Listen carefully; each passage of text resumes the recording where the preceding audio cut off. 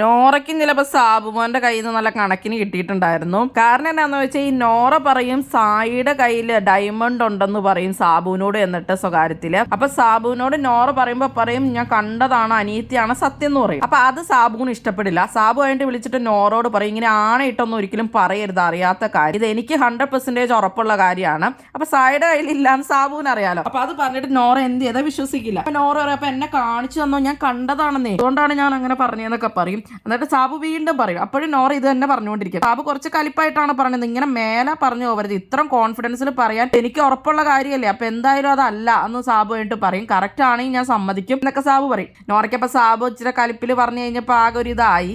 അത് കഴിഞ്ഞിട്ട് നോറ പിന്നെ ബാത്റൂം ഏരിയയിൽ അവിടെ റസ്മിനോട് പോയിരുന്നിട്ട് പറയുകയാണ് ഞാൻ കണ്ടതാണ് അതുകൊണ്ടാണ് പറഞ്ഞത് എന്നൊക്കെ പറഞ്ഞ് കരയുവാണ്. അത് കഴിഞ്ഞിട്ട് അപ്പോഴത്തേക്ക് ഋഷി വരുന്നുണ്ട്. അപ്പൊ ഋഷി വന്നിട്ട് പറയുന്നുണ്ട് കരഞ്ഞിട്ട് കണ്ണീന്ന് തന്നെ കണ്ണീരൊന്നും മഞ്ഞില്ലല്ലോ എന്ന് പറഞ്ഞ് ഋഷിയും കളിയാക്കിട്ടു. കഴിഞ്ഞിട്ട് ഒരു സാബുമോൻ അതിൽ കൂടെ വരുമ്പോൾ അപ്പൊ റസ്മിൻ പറയും സാബുചേട്ടനെ പറഞ്ഞ് ശരിയായില്ല കേട്ടോ, അതെ കൊച്ചുപിരുന്ന് കരയുവാണെന്ന് പറയും. ഇതിനെ അനാവശ്യമായിട്ടുള്ള കാര്യത്തിനൊക്കെ ഇങ്ങനെ സത്യം ഇടണേന്നൊക്കെ പറഞ്ഞിട്ട് പറയും അത് എനിക്ക് ഉറപ്പുണ്ട് അതുകൊണ്ടാണെന്ന് പറയും. എന്നിട്ട് പിന്നെ സായി വരുമ്പോൾ പറയും സായി ഞങ്ങൾ ചുമ്മാ പ്രാങ്ക് പ്ലാൻ ചെയ്തതാണ് അപ്പൊ കാണിച്ചാർന്നു പറയും. അപ്പോഴാണ് നോറയ്ക്ക് മനസ്സിലാവുന്നത്. അപ്പൊ ഇവർ പക്ഷെ കാണിച്ചത് ഒരു കല്ല് തന്നെയായിരുന്നു. ഇവരൊക്കെ അപ്പൊ അവിടെ നിന്നിട്ട് ഗിഫ്റ്റോ എന്തോ ട്രോഫി എന്നൊക്കെ എടുത്തൊരു കല്ലായിരുന്നു അത്. അപ്പൊ അത് ഏകദേശം ഇതുപോലെയൊക്കെ ഇരിക്കും. അപ്പൊ നോറയ്ക്ക് അങ്ങനെ അബദ്ധം പറ്റിയതാണ്. നോറയ്ക്ക് പിന്നെ സായിനെ ഭയങ്കര വിശ്വാസമായിരുന്നു. അപ്പൊ സായി നോറയുടെ വിശ്വാസം കളഞ്ഞു എന്നൊക്കെയുള്ള രീതിയിൽ നോറയ്ക്കായിട്ട് പിന്നെ സങ്കടം വന്ന് കരയുവാണ്.